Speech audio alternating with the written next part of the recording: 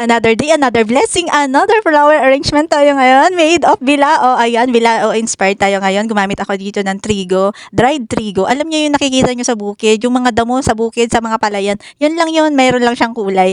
Tingnan niyo, ang ginamit ko dito is dalawang klase lang, yung roses nating artificial and itong dried trigo natin. Sa totoo lang, wala pang 5 minutes or meron naman atang 5 minutes. Napakadali nating na-arrange.